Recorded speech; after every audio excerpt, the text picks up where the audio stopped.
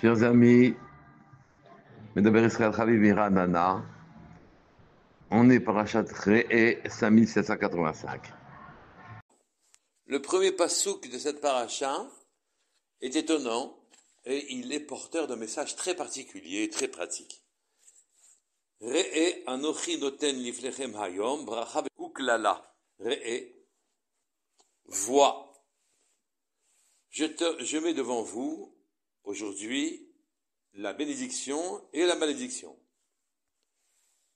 Et haberacha asher tishmeu el mitzvot Adonai Elohechem asher anochi mitzavetchem hayom. La bracha, c'est si vous entendez les mitzvot de Hachem, votre Dieu, que je vous ordonne, Etrem aujourd'hui, Hayom, et la malédiction, si vous n'entendez pas les mitzvot d'Hachem.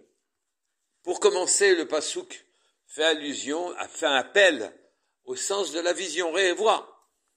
On s'attendrait que, par la suite, quand il nous demande de voir qu'on a devant nous la possibilité d'aller vers un chemin de bracha ou un chemin de klala, de bénédiction, on s'attendra à ce que le pasuk fasse encore appel au sens de la vision. Regarde, voici ce que tu dois faire pour être béni, ou bien, si tu ne le fais pas, pour être maudit.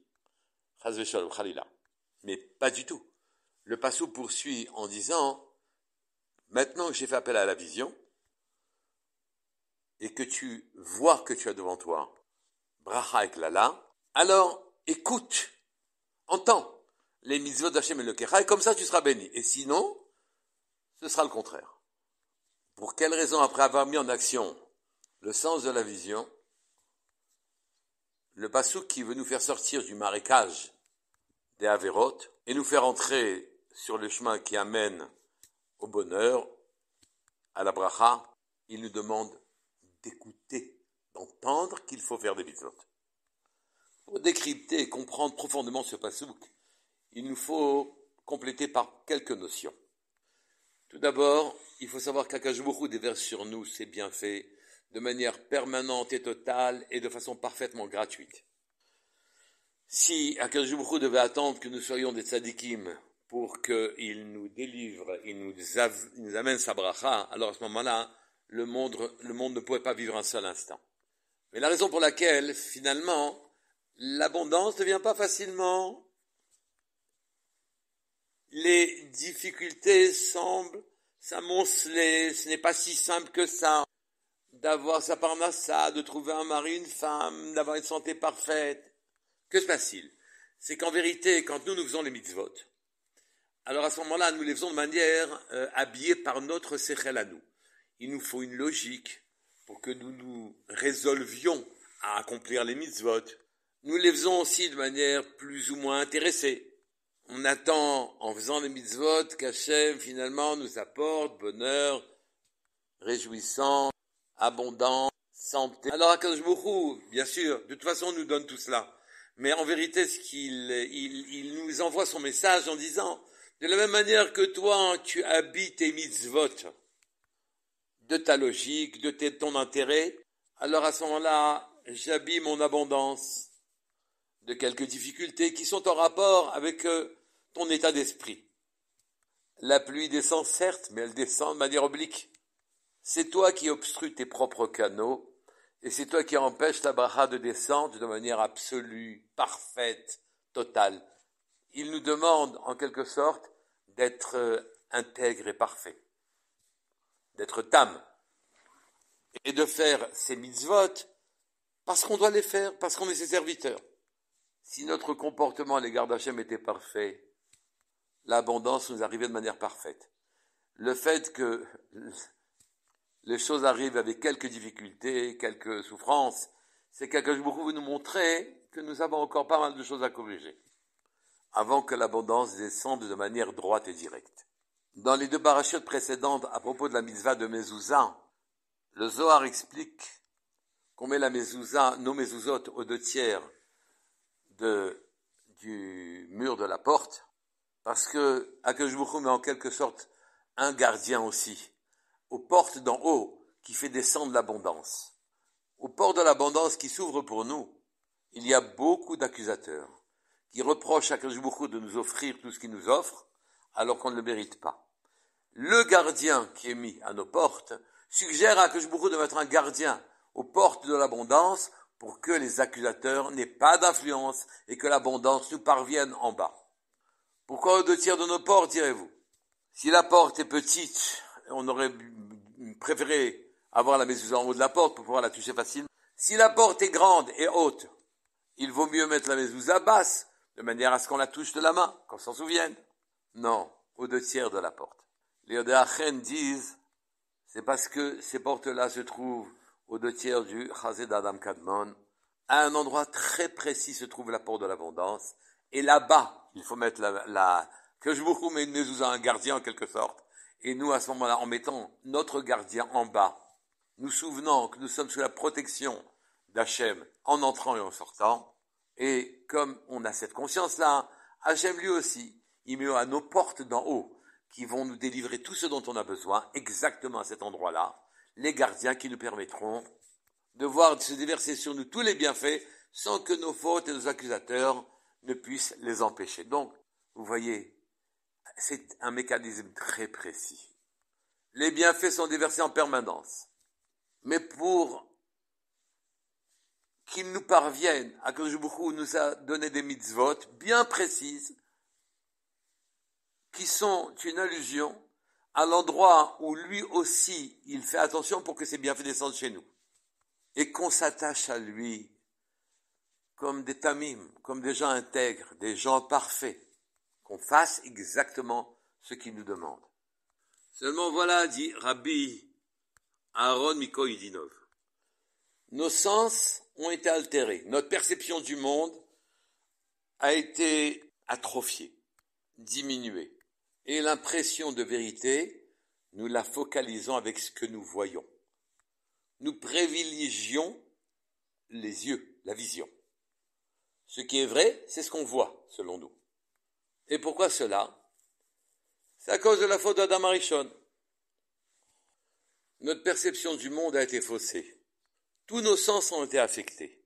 Et donc nous ne voyons plus clair, nous ne pouvons plus percevoir Hachem lui-même directement comme le percevait Adam Arishon avant sa faute. Et pour quelle raison aujourd'hui nous focalisons essentiellement sur la vision des choses qui nous donne, elle, le sentiment que c'est vrai, de vérité, parce que de la même manière qu'Adam Arishon a manqué de Emouna à l'égard d'Hachem, a manqué de confiance en Hachem, d'une confiance simple, pshuta. Alors maintenant, il lui faut voir pour croire. Et il emploie abondamment sa vision pour comprendre les choses. Un sens n'a pas été affecté pour Adam Arishon. La shmi'a, l'écoute. Bien sûr que Chava a écouté le conseil méchant du serpent, mais Adam Arishon, sa shmi'a n'a pas été affectée. La reya, il a désiré le fruit, il a senti le goût, etc. Mais la shmi'a, l'écoute, n'a pas été affectée au moment de cette faute-là. Et donc, si on se focalise pour notre compréhension sur l'écoute, plutôt que sur la vision, si on entend les paroles de Torah, de mitzvot, si on entend sa propre tfila, si on entend nos divrei Torah, et qu'on fixe notre attention dessus, alors à ce moment-là, la vision faussée que nous avons des choses, la vision basse et matérielle, celle qui nous empêche de voir Hachem, pourra être réparée. C'est ce que nous dit le Passouk. Tu vois a priori devant toi bracha et klala, bénédiction et problème. Sache que la bracha, asher tishmeu, sera là si tu entends les paroles d'Hachem qui te disent de faire ces mitzvot. Et la bracha et la klala vient quand tu ne les entends pas. Si tu développes ton écoute avec une grande précision, l'écoute de tes divrei Torah, l'écoute de tes tfilot, l'écoute d'Hachem qui dans la Torah te dit de faire telle et telle chose, et ce de manière précise, la mezouza de tiers de la porte. Alors quand tu feras ta mitzvah, tu vas progressivement améliorer la vision que tu as de la présence de Dieu dans le monde. Il y a deux visions. Une vision basse, avec l'acuité visuelle simple. Et une vision circlite, élevée, qui te permet de voir beaucoup plus de choses que ce que tu vois naturellement, en quelque sorte. Et tu ne verras dans le monde que de bons événements, puisque la bracha t'attend. Si jamais tu aiguises ton écoute de manière à ce qu'elle entende ce qu'Hachem demande, ces mots-là amèneront dans le monde, dans ton monde, des situations qui sont dignes d'être vues par des tzadikim, des jolies choses. Ce travail doit être fait de manière progressive. S'habituer à entendre des ivrei Torah de manière précise, à faire les dikdukim, les diukim, tout ce qu'il faut comme déduction de manière à ce que ce que tu en feras sera précis, et quand ton écoute sera précise à ce moment-là, tu amèneras dans le monde une situation bien meilleure que celle qu'on connaît aujourd'hui, jusqu'à temps qu'on amène tous Bezrat Hashem, Mashiach Tzidkenu. Shabbat Shalom Mevorach Kol Tov. Chers amis, Medaber Israël Chaviv Miranana, on est parachat Re'eh 5785. Le premier passouk de cette paracha est étonnant et il est porteur d'un message très particulier et très pratique.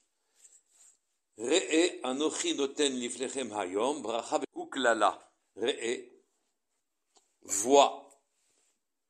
Je mets devant vous aujourd'hui la bénédiction et la malédiction. Et haberacha asher tishmeu el mitzvot Adonai Elohechem asher anochi mitzavetchem hayom. La bracha, c'est si vous entendez les mitzvot de Hachem, votre Dieu, que je vous ordonne, Etrem aujourd'hui, Hayom, et la malédiction, si vous n'entendez pas les mitzvot d'Hachem. Pour commencer, le pasouk fait un appel au sens de la vision, vois. On s'attendrait que, par la suite, quand il nous demande de voir qu'on a devant nous la possibilité d'aller vers un chemin de bracha ou un chemin de klala, de bénédiction, de malédiction, on s'attendra à ce que le pasuk fasse encore appel au sens de la vision. Regarde, voici ce que tu dois faire pour être béni, ou bien, si tu ne le fais pas, pour être maudit. Chas v'shalom, chalila. Mais pas du tout. Le pasuk poursuit en disant, maintenant que j'ai fait appel à la vision, et que tu vois que tu as devant toi bracha et klala, alors écoute, entends les mitzvot d'Hachem et le Kecha, et comme ça tu seras béni. Et sinon, ce sera le contraire. Pour quelle raison, après avoir mis en action le sens de la vision, le pasouk qui veut nous faire sortir du marécage des Averot et nous faire entrer sur le chemin qui amène au bonheur, à la bracha, il nous demande d'écouter